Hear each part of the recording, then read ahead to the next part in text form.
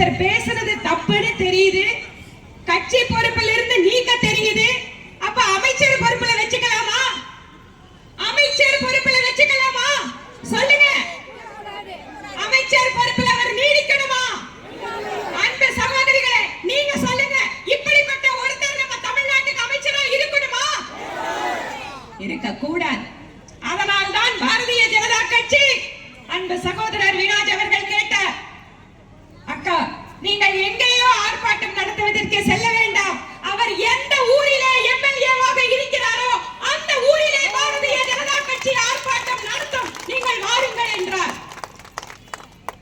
ஏனென்றால் திருக்கோயிலூர் அழகான பேரை வச்சு பெருமாளையும் சிவனையும் கும்பிடுற நம்ம மக்கள் கிட்ட நமக்கு வாய்த்த எம்எல்ஏ எவ்வளவு ஆபாசமானவர், எவ்வளவு அசிங்கம் பிடித்தவர், அவருடைய மனதிலே எவ்வளவு வக்ரம் இருக்கிறது, வன்மம் இருக்கிறது என்பதை பற்றி எல்லாம் சொல்வதற்காகத்தான் பாரதிய ஜனதா கட்சி இங்கே ஆர்ப்பாட்டத்தை நடத்துகிறது.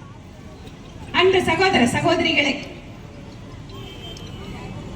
அமைச்சர் பொன்முடி அவர்கள் பேச்சு நம்முடைய நாட்டினுடைய சட்ட பிரிவுகளுக்கு எதிரான பேச்சு.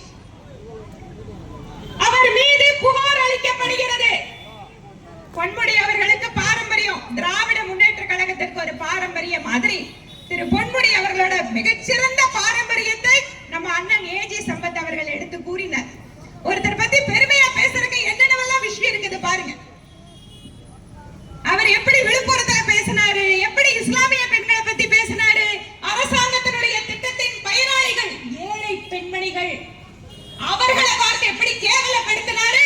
இன்னைக்கு அதுக்கப்புறம் வந்து அத்தனை பெண்கள் நிரம்பி இருக்கக்கூடிய சபையில கொஞ்சம் கூட சிறிதும் வெட்கப்படாமல், எந்தவித நாகரிக வரம்புகளுக்கு உட்படாமல் ஒரு மனிதர் நாக்க போட்டு இவ்வளவு கேவலமா பேச முடியும் சொன்னா திமுக காரங்க கிட்ட வேற என்ன எதிர்பார்க்க முடியும்?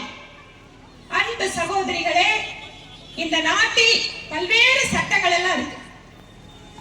ஒரு பேச்சிலே ஏதாவது ஒரு சமயத்தை புண்படுத்தினார் என்றால்